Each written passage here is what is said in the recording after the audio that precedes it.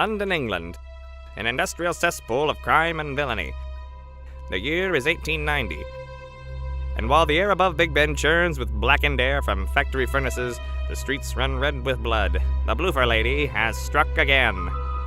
Although this seems a most peculiar crime for the London police force, they would find this crime scene to be all too familiar. When we moved the body, it was unbelievable. The woman that size shouldn't weigh so little. It was like she was empty, and she had a strange lipstick mark on her neck, as if she died of some sort of fatal hickey gone wrong. With the recent killing of young London local Lucy Harker, London police are on a mad dash to find the killer. The task force responsible for the handling of this case is comprised mainly of officers from the recent Jack the Ripper case. 2 years prior to this heinous killing, Jack the Ripper had disappeared after a career of murders in the streets of London. Could this new series of murders be a resurgence of Jack's career? We managed to find a self-proclaimed expert on Jack the Ripper who wished to remain anonymous. It's very unlikely that Jack is responsible for these killings. They are too sloppy. There is no clear connection in terms of how the victims were killed. Jack the Ripper operated out of Whitechapel, England, where his victims were eviscerated, while both killers were able to empty their blood from the victims. The copycat is a hack, and the killer's corpse is nothing like Jack's. Besides, Jack is far more handsome. I would assume he's very handsome. He's got very delicate handwork. While the experts bicker about which anorexic Abercrombie model appears the most homicidal, the general populace has already gone about blaming the local Jewish population for this most recent tragedy. To address the rising stigma against London Jews, we asked novelist and author of the great value brand Frankenstein, Bram Stoker, on his take. The Jew. We were talking more about the vampire element of your story, actually. Yes. Simply put, the murder could have only been done by a vampire, draining children's blood for their own life force. Not done by an Englishman, such a tragic affair. Could only be done by a savage Eastman, an immigrant vampire, a Jewish immigrant vampire. Dr. Van Helsing is a researcher of the occult and has a focus in the field of vampirology. He disagrees with Mr. Stoker's literary claims. Herr Stoker's works are entirely unfounded. Everything he has said is based on the fears that the British have over migrant peoples. Everything that we know about vampires at the moment is based off of John Polidori's work. One of the problems with a vampire being a migrant is that a vampire does not actually leave their home. That's why they invite guests into their home. It's very rare in any occurrence for a vampire to actually leave their homeland to go somewhere else, which is counter to what Stoker believes about a Jew leaving their country to come to England to drink the blood of women. So while I do respect you, Herr Stoker, what you're saying completely bypasses the law of what vampires naturally do. No, it was definitely the man Jew. There was lipstick on the body of the woman now deceased. The lady Jew.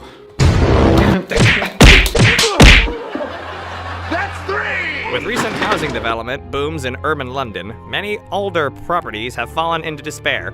Under reduced pricing, these properties have been purchased by recent migrant families. One such immigrant is totally new Dracula, who has only just arrived here in London. I buy lots of homes around this area. I do it to repurpose them for the unfortunate souls, the poor, unfortunate souls in London. Is that blood on your chin?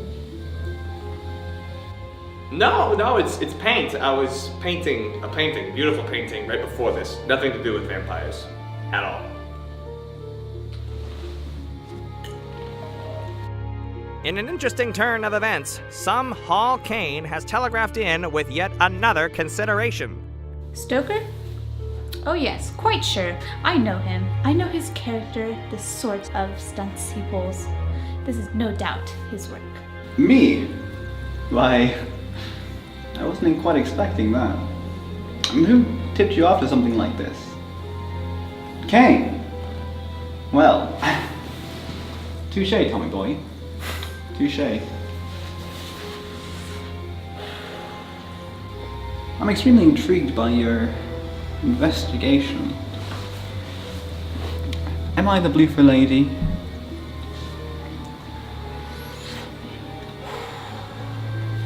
You tell me.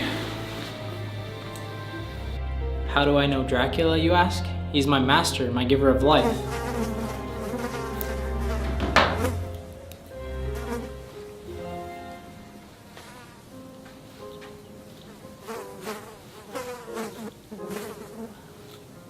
You want to see my fly collection?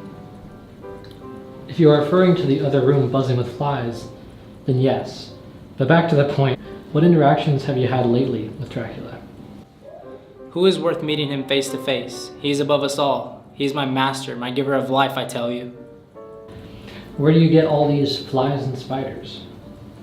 Okay, I admit it. He promised me flies, spiders, and other creatures if I worshipped him. So what? No need to get upset. I'm just wondering what role you had to play in this whole mysterious affair. Life is all I wanted. I tried stopping, Master. Truly, I did.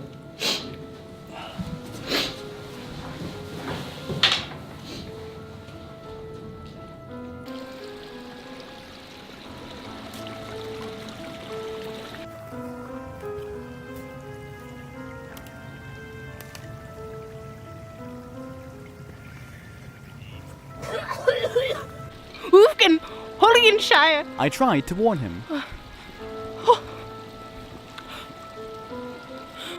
but alas, he went still. That thing is not to be trusted.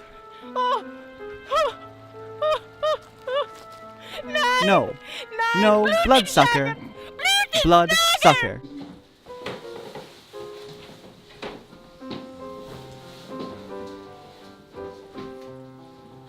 At first, I didn't understand the hysterics. I mistook it for mere folklore. The farther east you go, as I've learned, the more fanciful the superstitions become. How foolish was I? Take it from me, an Englishman reared and educated in the Western world. There's truth to the madness. He is a bloodsucker indeed. At first, it was the mirrors, then his eyes. Then he began coming in and taking my belongings, my clothes, and the shovel, the coffin. He was dead. Dead, I say! My apologies. He hasn't been quite the same. When I press him too hard on the subject, he, well, you saw. Perhaps it is the fever in his head, but something must have happened there. After he left, it was months before I heard from him, and now, well, you've seen. Lucy? Why, yes, she was a bluffer victim. She was so young, the image of Grace. I can think of a young American who would have had words for her. From what I understand, she made quite the rounds. Well, I found her outside. I covered her with a shawl, and at first I thought I saw weird pinpricks from the fastener, but perhaps it was just onto something after all. Think of the townspeople claims. If there's one thing I've learned from John, it's that all witnesses' accounts are worthy of consideration. How faithful a wife. By his side, even into the visions of the fever. The killer still goes unaddressed and unlearned. Truly a mystery of the ages. Will Lucy ever find justice? Will the people of London ever find justice? Why are the Jews so suspicious? London, the dark side of twilight.